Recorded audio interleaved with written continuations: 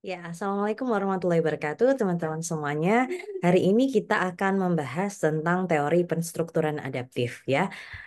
Kita share screen dulu ya. Nah, mungkin beberapa teman-teman eh, ada yang sudah pernah mendengar atau bahkan ini adalah teori yang baru. Apa sih itu penstrukturan adaptif gitu ya? Di sini Mbak Ida akan mencoba menjelaskan tentang apa itu teori penstrukturan adaptif.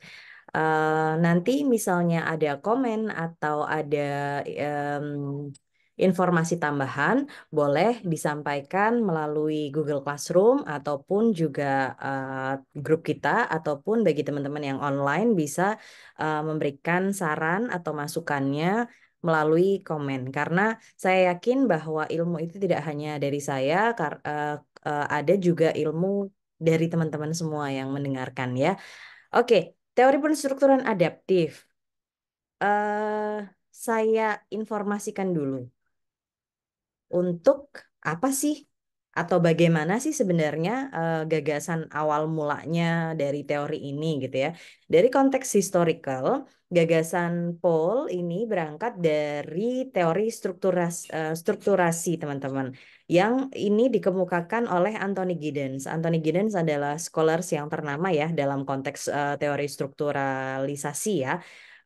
Dalam penelitiannya Gideon ini mendeskripsikan bagaimana institusi sosial atau institusi sosial itu bisa kelompok, bisa organisasi, bisa bahkan keluarga ya, ataupun misalnya contohnya yang lain adalah kampus atau perusahaan kayak gitu ya, di mana suatu institusi sosial pasti itu akan mengalami yang namanya berproduksi, bereproduksi, dan bertransformasi. Nah, adapun tiga hal itu, produksi, reproduksi, dan transformasi, ini akan terjadi menurut Giddens melalui penggunaan aturan-aturan sosial yang dimiliki oleh organisasi atau institusi tersebut. Jadi, adanya kegiatan produksi, reproduksi, dan bahkan transformasi dari unit-unit institusi sosial, menurut Giddens, akan memungkinkan terjadi ketika uh, itu terjadi dengan adanya aturan-aturan sosial yang dimiliki atau yang ada di sekitar organisasi atau institusi sosial tersebut, gitu. Ini kita highlight ya, karena Mbak Ida kasih apa warna merah, berarti kita perlu highlight ya. Nanti kita bawa ke diskusi yang selanjutnya. Nah, aturan tersebut, teman-teman, dibuat sebagai panduan perilaku organisasi anggotanya. Karena nanti ketika kita next ke teori budaya organisasi gitu ya, suatu institusi sosial pasti akan bergerak berdasarkan anggota di dalamnya. Nah, sama demikian halnya bahwa aturan di sini ini digunakan sebagai panduan perilaku anggotanya. Bagaimana misalnya konteksnya universitas kita gitu ya. Bagaimana kita berjalan, bagaimana kita melakukan kehidupan kita sehari-hari di dalam institusi kita gitu ya, universitas kita, kita akan berperilaku based on aturan yang ada. Misalnya, anak perempuan di aturan kita, di aturan universitas kita, itu wajib menggunakan hijab atau pakaian yang sopan menutup aurat, kayak gitu ya, karena kita termasuk universitas Islam. Tapi akan berbeda dengan universitas lain yang misalnya notabene-nya tidak ada peraturan tersebut. Sehingga aturan ini akan digunakan sebagai panduan perilaku dari masing-masing anggota di dalam suatu institusi sosial tersebut. Jadi paham ya sampai sini ya teman-teman ya harapannya. Kemudian yang selanjutnya adalah kunci dari memahami komunikasi dalam konteks ini terjadi dalam sebuah kelompok atau organisasi itu menurut Giddens adalah dengan mempelajari strukturnya. Struktur di teori ini dikatakan sebagai aturan, sehingga bagaimana kita bisa memahami komunikasi menurut teori ini, kita harus paham bagaimana struktur atau aturan yang ada dan dilakukan di dalam teori ini, ya, sebagai fondasi dari institusi sosial yang ada, gitu. Dan juga sistem di sini dalam teori ini dimaksudkan adalah institusi sosial itu sendiri ya. Jadi sistem itu adalah institusi sosialnya atau organisasinya, sedangkan struktur itu adalah aturannya. Ya, jadi dua hal ini teman-teman, dua konsep istilah ini harus dipegang sampai akhir dari penjelasan atau pemahaman dari teori penstrukturan sosial. Yang kedua, histori kedua, Anthony Giddens kemudian membedakan pengertian antara sistem dan struktur. Ya, sistem adalah kelompok itu sendiri, teman-teman. Jadi tadi yang Mbak Ida sampaikan, sistem itu adalah unit atau institusi sosial itu sendiri, termasuk juga perilaku orang-orang yang ada di dalamnya. Jadi sistem itu adalah wadah atau unitnya atau institusinya, termasuk juga orang-orang yang ada di dalam sistem itu. Misalnya kalau institusi sosialnya adalah keluarga, berarti sistemnya adalah keluarga, termasuk dengan adanya ayah, perilaku ibu, perilaku anak-anaknya, atau bahkan ada perilaku ART-nya misalnya kalau punya ART, atau ternyata di dalamnya ada nenek atau ada om, ada kakak sepupu atau adik sepupu, berarti termasuk perilaku orang-orang tersebut. Itu adalah konsep sistem. Ya, sedangkan struktur adalah aturan-aturan yang mereka sepakati, yang tadi Mbak Ida bilang. Aturan yang ada dan disepakati. Dalam contoh di atas, tadi contohnya Mbak Ida bilang keluarga bisa, kemudian bisa juga di sini Mbak Ida kasih contoh RT, rukun tetangga ya, tipe ya. Sedangkan aturan berupa tata tertib itu adalah strukturnya ya. Jadi tata tertibnya itu adalah strukturnya, sistemnya adalah RT atau RW atau keluarga tadi ya. Sampai sini paham ya harapannya. Kemudian teori ini kemudian mengambil nama strukturasi adaptif. Kenapa demikian? Karena di sini teori ini berasumsi atau inginnya menjelaskan bahwa karena anggota kelompok secara sengaja itu mereka akan menyesuaikan perilaku mereka berdasarkan aturan dan sumber daya yang ada di dalam institusi itu untuk mencapai tujuan. Contohnya tadi, misalnya tadi di dalam suatu organisasi atau dalam tadi kampus kita misalnya adalah kampus Islam. Eh, Akhirnya anggota kelompok secara sengaja mereka akan menyesuaikan perilakunya dengan aturan dan sumber daya yang ada. Contohnya adalah ketika misalnya teman-teman eh karena tahu ada apa namanya peraturan kita adalah yang putri menggunakan pakaian yang sopan dan tertutup auratnya gitu ya, pakai jilbab gitu ya.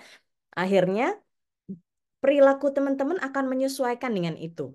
Kemudian sumber dayanya apa? Sumber daya yang ada. Teman-teman di rumah adanya sumber daya, misalnya secara kemampuan kalian sumber dayanya seperti apa. Kemudian kita pun juga akan bergerak di dalam institusi kita, di dalam prodi kita misalnya, karena misalnya prodi kita ketika mata kuliah fotografi kita sudah ada studio studio indoor misalnya. Sumber dayanya adalah studio indoor tersebut. Kemudian ada kamera DSLR, ada kamera apa namanya mirrorless, ada kamera yang lain banyak ya. Sehingga konteksnya ketika ada perilaku, ada aturan, teman-teman akan menyesuaikan aturan itu. Misalnya aturan di lab peminjaman alat-alat atau kamera itu harus berdasarkan mata kuliah ataupun untuk tugas skripsi. Ketika apa namanya, selain dari itu tidak diizinkan kecuali memang ada slot atau ketersediaan kamera yang memungkinkan gitu ya catatannya, sehingga teman-teman perilaku teman-teman dalam peminjaman atau penggunaan alat-alat lab akan menyesuaikan dengan aturan tersebut ya.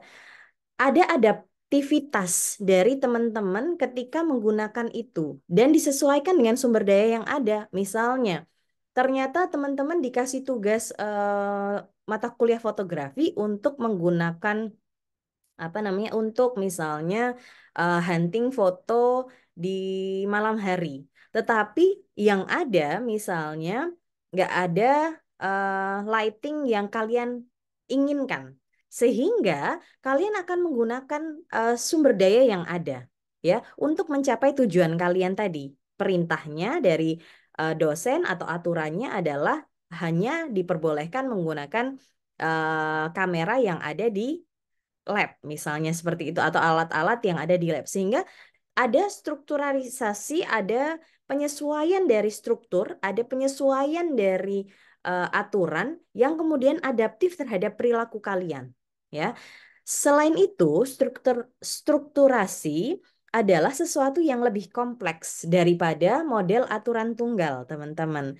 Menurut Paul, nilai dari pembuatan teori keputusan kelompok itu akan bergantung pada seberapa baik ia mengalamatkan kekompleksan interaksi yang ada di dalam suatu kelompok. Jadi, masing-masing kelompok akan atau institusi sosial akan juga bergantung pada bagaimana interaksi. Bagaimana kita saling antara satu orang, antara anggota yang lain itu akan saling berinteraksi dan seberapa kompleks interaksi tersebut. Itu juga akan mempengaruhi bagaimana institusi sosial akan melakukan pengambilan keputusan menurut teori ini. Yang eh, ketika disambungkan dengan struktur adalah keputusan kelompok juga akan didasarkan dengan struktur atau aturan yang ada. Seperti itu ya, kurang lebih ya.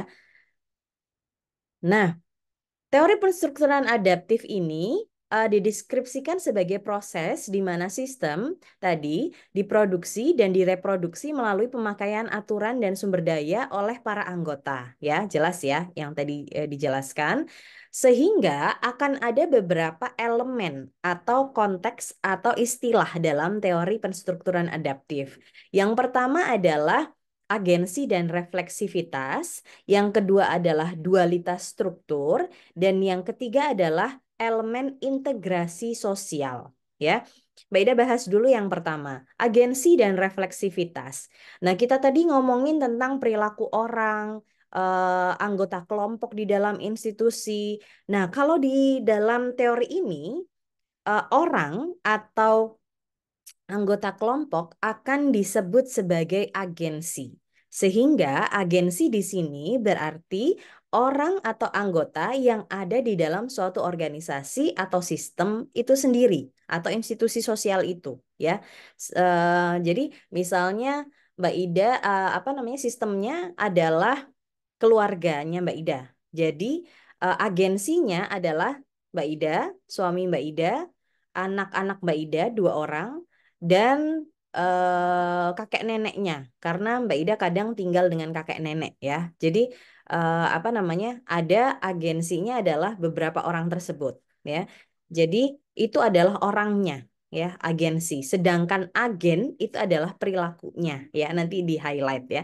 Kemudian yang apa poin kedua untuk yang elemen pertama adalah refleksivitas. Refleksivitas di sini adalah bagaimana kemampuan para agensi ya dalam suatu sistem untuk mengendalikan struktur atau aturan yang ada untuk pada akhirnya disesuaikan demi terwujudnya suatu sistem ya. Jadi refleksivitas ini adalah bagaimana kemampuan adaptif dari suatu seseorang atau agensi tadi dalam mengendalikan struktur, dalam mengendalikan aturan. Bagaimana kemudian dia beradaptasi terhadap aturan yang ada, kemudian bagaimana dia kemudian bernegosiasi terhadap aturan yang ada. Misalnya kayak gini. Ketika misalnya ada beberapa orang yang belum menggunakan jilbab gitu ya, ini contoh saja ya. Nanti bisa contoh yang lain. Ini karena biar connect, Mbak Ida coba di sini. Kemudian refleksivitas dari agensi yang tadinya di luar kampus kita itu belum menggunakan hijab, dia akan mencoba bagaimana refleksivitas dia, kemampuan dia untuk mengendalikan atau menyesuaikan aturan yang ada. Karena merasa bahwa apa namanya, aku belum siap nih pakai hijab gitu ya. Aku akan tetap menyesuaikan diri dengan aturan yang ada, tetapi dengan jilbab yang menurutku nyaman juga untukku gitu ya. Sehingga aturan refleksivitas itu atau adaptasi tersebut itu dikatakan sebagai refleksivitas. Bagaimana kemampuan seseorang itu untuk menyesuaikan atau mengendalikan suatu struktur. Atau bisa juga contoh yang lain adalah bagaimana misalnya seorang kepala pimpinan misalnya ya dalam kemudian membijaki sesuatu kasus di organisasinya, misalnya ada suatu kejadian gitu ya. Kemudian biasanya kita akan membijaki sesuatu itu berdasarkan aturan yang ada. Misalnya ada apa qadarullah ya, qadarullah ini contoh saja. Ada apa namanya kasus terkait dengan tindak pidana atau tindak pidana mahasiswa yang ternyata adalah mahasiswa kita yang kemudian misalnya tersandung dengan apa tersandung kasus plagiasi ya atau misalnya terkandung tersandung kasus pidana yang lain gitu ya. Nah, di sini refleksivitas dari kepala pimpinan itu akan atau kepala atau pimpinan akan diperlihatkan melalui bagaimana kepala atau pimpinan tersebut akan menggunakan atau mampu mengendalikan struktur atau aturan yang ada terkait dengan etik mahasiswa ketika dia melakukan pelanggaran pidana ya. Sehingga kebijakan yang ada akan berdasarkan aturan yang ada dan dilihat apakah ini sesuai dengan aturan yang ada atau ada misalnya konteks lain yang ternyata belum ada di kode etik aturan yang ada nih kayak gitu. Sehingga disinilah si kepala atau pimpinan tadi akan mengendalikan atau menegosiasikan aturan yang ada disesuaikan dengan keadaan untuk diputusi kasusnya kayak gitu ya teman-teman ya.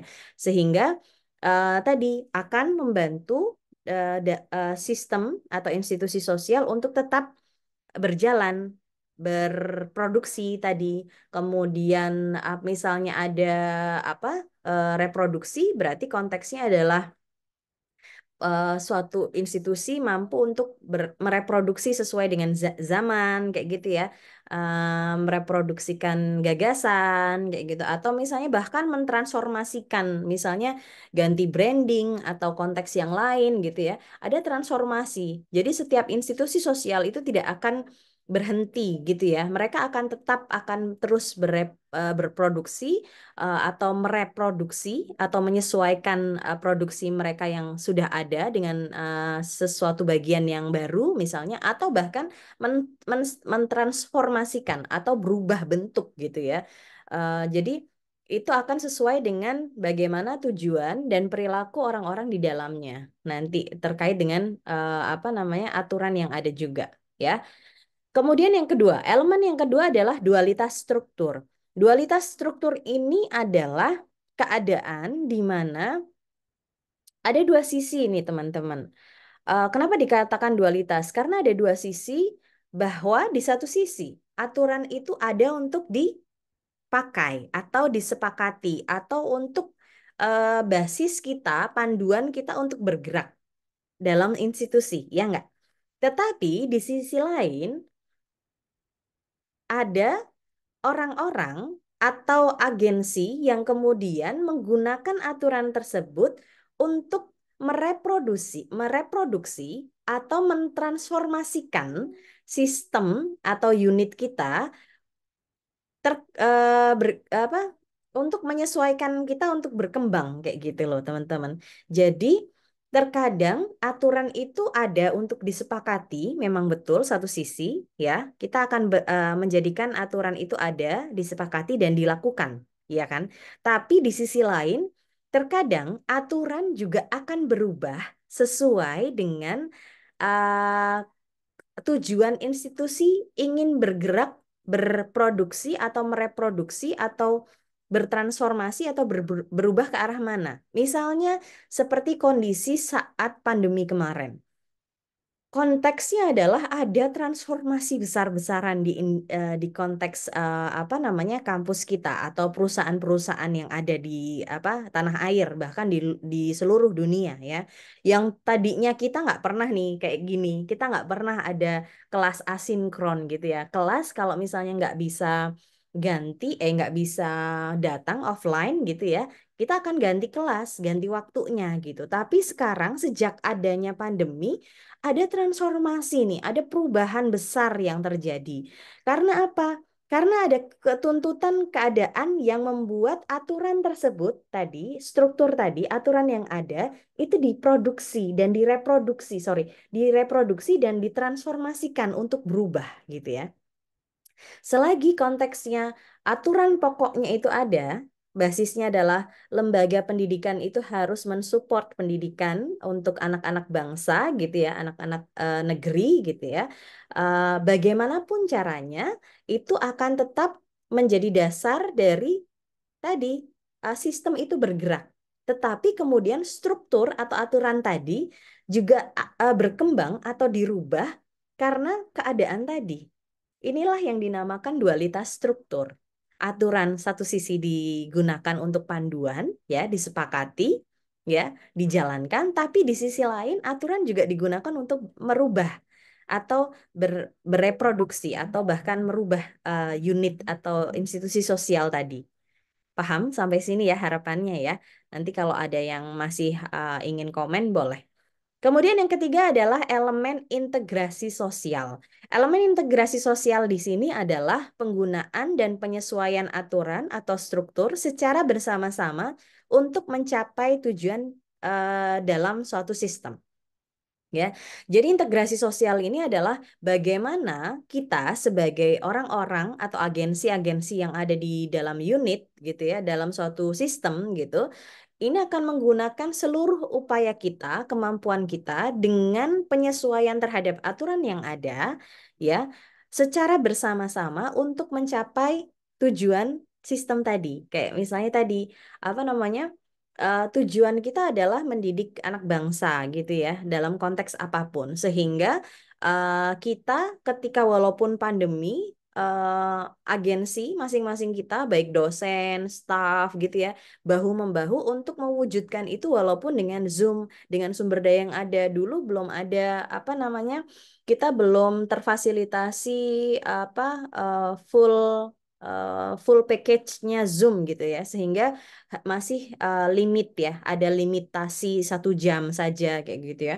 Tapi sekarang setelah memang dibutuhkan, akhirnya ada penambahan kapasitas untuk teman-teman dosen, untuk teman-teman staf, untuk bahkan teman-teman mahasiswa gitu ya. Kalian dapat menggunakan Zoom dengan SSO kampus kita kayak gitu.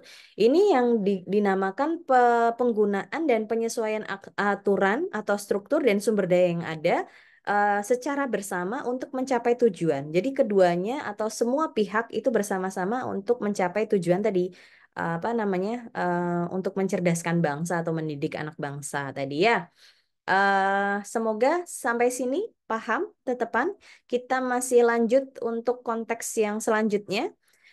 Masing-masing teori, sama seperti teori yang lain, masing-masing teori itu pasti akan ada asumsinya atau bagaimana inti pokok gagasan yang paling tidak akan diprediksi dalam suatu teori. Nah, inti gagasan pokok yang diasumsikan dalam teori penstrukturan adaptif ada 3, teman-teman.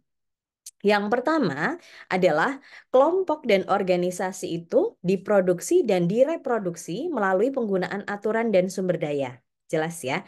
Jadi kita akan melakukan produksi dan reproduksi itu melalui bagaimana kita menggunakan aturan yang ada dan sumber daya yang ada. Ya. Yang kedua, aturan komunikasi itu berfungsi baik sebagai medium maupun hasil akhir dari suatu interaksi.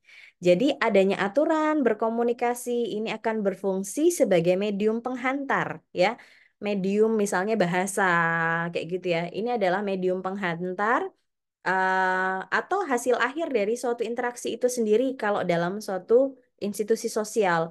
Contohnya adalah misalnya ada beberapa aturan komunikasi dalam suatu organisasi yang beraneka ragam. Organisasi yang satu dengan organisasi lainnya mempunyai aturan terkait dengan komunikasi itu berbeda-beda, ya. Misalnya aturan dari atau bahasa pengantarnya atau aturan berkomunikasinya kepolisian gitu ya, misalnya akan berbeda dengan aturan komunikasinya customer service di misalnya eh, misalnya rumah sakit kayak gitu ya, akan sangat berbeda sehingga aturan tersebut dalam satu sisi itu jadi medium penghantar ya untuk berkomunikasi antara orang dengan orang di dalam atau dengan orang yang di luar. Tetapi ini juga menjadi hasil akhir dari suatu interaksi di dalam suatu kelompok. Hasilnya misalnya kalau di kepolisian tegas gitu ya, tegas harus cepat gitu ya, misalnya konteksnya misalnya dibutuhkan konteks yang cepat, tegas, jelas kayak gitu.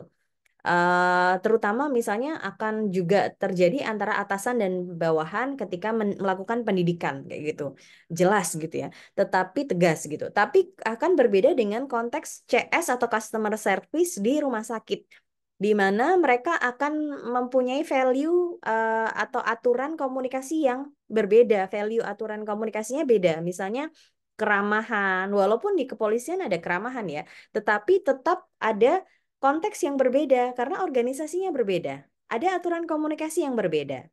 Satu hal dia terlihat sebagai medium berkomunikasi antara orang-orang, tetapi di sisi lain itu merupakan hasil akhir dari interaksinya. Kita bisa lihat apakah ada kepuasan dari customer akhirnya mendengarkan informasi dari customer service di rumah sakit kayak gitu ya.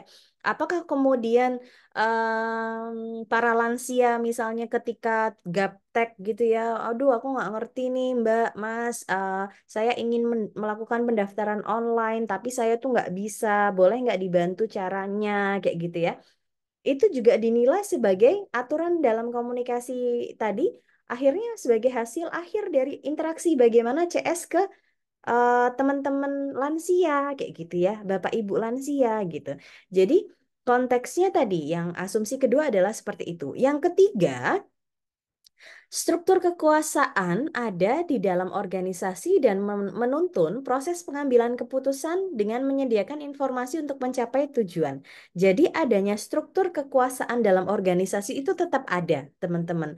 Ada pimpinan, memang ada kewenangan atau kekuasaan di dalam organisasi, ya, di mana itu nanti akan menuntun proses pengambilan keputusan yang nantinya juga menyediakan informasi untuk mencapai tujuan yang ada. Jadi setiap organisasi itu walaupun ada aturan, tetap akan ada struktur, kekuasaan dan proses pengambilan keputusan dari struktur kekuasaan yang ada, gitu ya. Jadi tidak semata-mata ada aturan saja tanpa struktur kekuasaan, tapi menurut teori penstrukturan adaptif di sini tetap akan ada struktur kekuasaan yang kemudian membantu proses pengambilan keputusan di dalam suatu organisasi. Begitu ya. Oke, kita masuk ke eh, apa namanya? Sampai sini, apakah misalnya teman-teman masih ada yang belum paham atau semoga harapannya sudah paham ya. Jadi ini adalah ringkasan simple dari Mbak Ida tentang teori penstrukturan adaptif. Di mana gagasan kesimpulannya adalah teori ini adalah teori yang menggambarkan bagaimana kemudian suatu unit atau institusi sosial di dalam masyarakat, entah itu unit institusi sosial apapun gitu ya, akan menggunakan strukturnya atau apa namanya aturan yang ada gitu ya, secara adaptif untuk tadi membantu sistem tersebut berproduksi, mereproduksi diri atau bahkan mentransformasikan diri sesuai dengan tujuan yang mereka harapkan. Mungkin sekian dari Mbak Ida untuk teori penstrukturan adaptif. Semoga semuanya paham dan kalau ada hal yang perlu ditambahkan, monggo. Tidak menutup kemungkinan bahwa ada tambahan atau saya kurang update tentang teori ini. Jadi kita boleh saling sharing ya. Demikian dari Mbak Ida. Terima kasih dan wassalamualaikum warahmatullahi wabarakatuh.